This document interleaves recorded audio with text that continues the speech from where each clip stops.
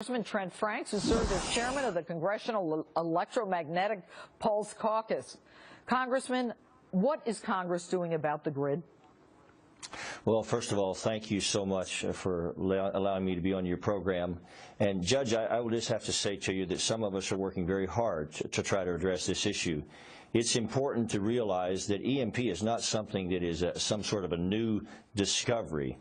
This is something that some even would call a Cold War since the Soviets had a major EMP weapon many years ago.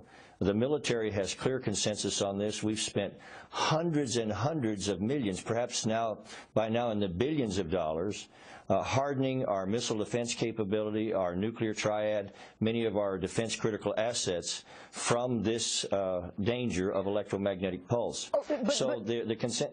I don't mean to interrupt you, Congressman, but what is the problem with getting legislation passed that will protect the American people from this inevitable problem? Well, as you may know, I'm carrying two bills even now and have worked very hard for the last several years to do exactly that. And the EMP Commission came before the Armed Services Committee, of which I am a member, and from that moment forward, I began to work on this issue. There are approximately 3 of us that have really taken the reins of the issue. Who are the 3, Congressman? Tell me. Well, unfortunately, the other 2 are no longer in Congress. Well, there you have it. Well, I'm here to help you, Congressman. This is a statement that the Department of Defense responded to Fox News when we asked about the dangers of an EMP. What the Department of Defense said was the department is unaware of any increase in the threat of a deliberate destructive use of an EMP device. Further, any reporting to the contrary by those without access to current threat assessments is reckless and irresponsible. Congressman, we know the grid's unprotected. Why aren't they doing something?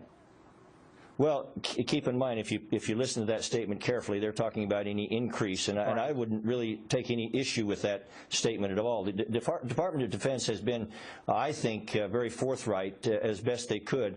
The challenge here is that they've hardened their critical assets, but they are dependent upon the civilian grid for approximately 99% of their electricity needs here in this country.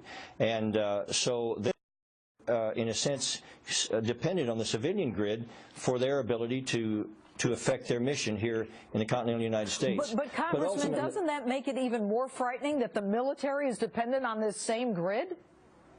Well, it frightens me greatly. The military is hardened where we on the civilian side are not, and that's what the SHIELD Act attempts to address.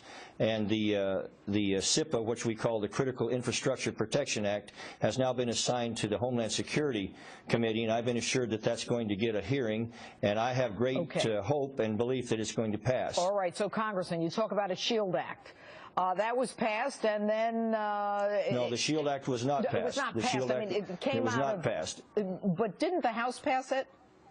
Yeah, you're talking about the GRID Act. I know there's a lot of nomenclature here. The GRID Act was passed unanimously out of the House. It went to the Senate, and the Senate, it had 2 elements to it, one being the EMP protection. It also had cybersecurity protection, and of course, with 100 senators, they have different strategies on how to deal with cybersecurity, and that's what stopped the bill, and it was unfortunate to say the very least. Well, unfortunate. I was a co-sponsor of that bill. All right, Congressman, what can people do to get their legislators involved in this?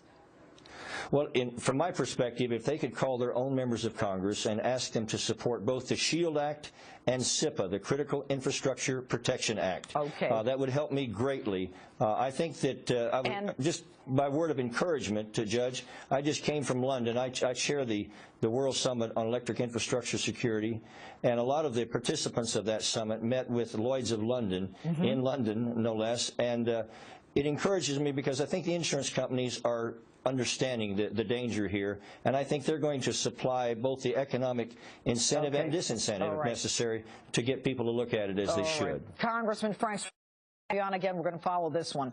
Thank you very much for being with us tonight. All right, good. And coming up, when the lights go out, will you survive? We'll tell you how this little device can increase your odds. Same one as last time. Now I'm holding it this way, holding it this way. Can you see it, Joel? You see this one?